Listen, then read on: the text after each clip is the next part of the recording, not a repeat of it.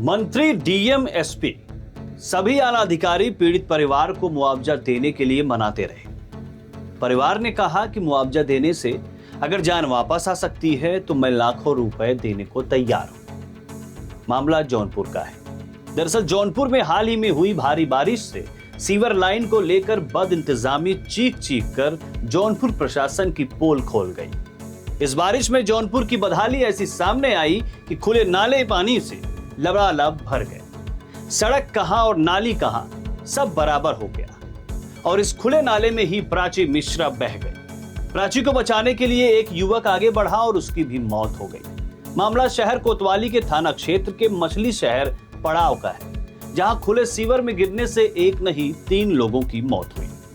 अब इन मौतों से पीड़ित परिवारों और आम लोगों में प्रशासन के खिलाफ गुस्सा साफ देखा जा रहा है। प्रशासन मुआवजे का मरहम लेकर दौड़ रहा है, जिसमें 2 परिवारों ने मुआवजा तो स्वीकार कर लिया, लेकिन प्राची मिश्रा के परिजनों ने मुआवजा लेने से इनकार कर दिया है और दोषियों पर कार्रवाई की मांग कर डाली है।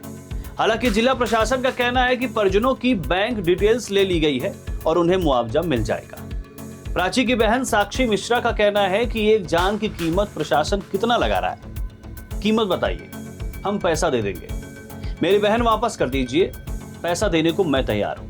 प्रशासन के पास समझाने वाले तर्क हैं और मुआवजे के पैसे, लेकिन इससे बात अभी तक नहीं बन पाई है।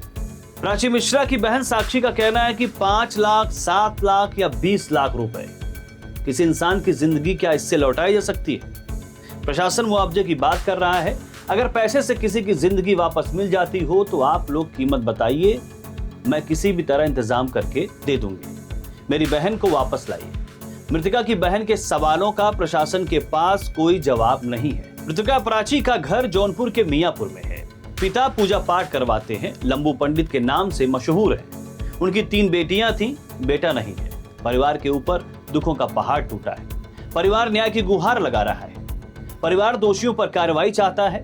परिवार प्रशासन बिजली विभाग की गलती बता रहा है। कह रहा है कि पूरी तरह से लापरवाही का यह मामला है। बारिश में प्रशासन अलर्ट होता तो ये जाने नहीं जाती।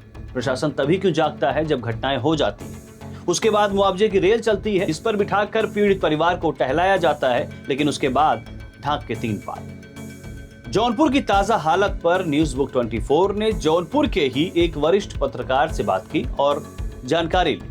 उन्होंने बताया कि लापरवाही तो हुई है, लेकिन इसमें बारिश ने प्रशासन को और बेबस कर दिया।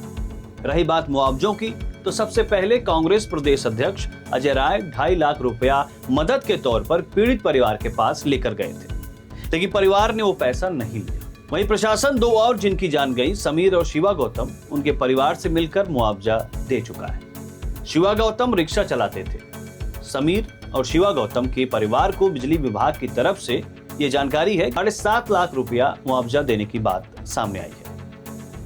वहीं प्राची मिश्रा के परिवार ने नौकरी की मांग की है। एक्शन की बात करें तो वरिष्ठ पत्रकार ने बताया कि इस मामले में बिजली विभाग के जेई, नगर पालिका के जेई सहित कुल 4 लोगों को निलंबित किया गया है। प्रशासन आगे कह रहा है कि जांच होगी और जो दोषी पाए जाएंगे उन्हें नौकरी से बर्खास्त किया जाएगा। अब सवाल खड़ा होता है कि आप लाख एक्शन ले लीजिए, लेकिन जो जाने गई हैं उनकी भरपाई मुश्किल है। ऐसे में आखिर प्रशासन समय रहते क्यों नहीं जागता? जिम्मेदार पदों पर बैठे लोगों को खुद से सवाल करना चाहिए कि आखिर जिन परिवारों के सदस्यों की जान गई है, क्या उसके दोषी वो नहीं है? लापरवाही न बरती गई होती तो मुआवजा लेकर पीड़ितों के घर जाने की जरूरत ही क्यों पड़ती? क्या सिस्टम ने भी मान लिया है कि पैसों से चुप कराना आसान है बजाय अपनी जिम्मेदारी निभाने के? लगे रहिए साहब, रिटायर होने के बाद मंथन कीजिएगा इस पर। अपनी राय कमेंट बॉक्स में जरूर दें।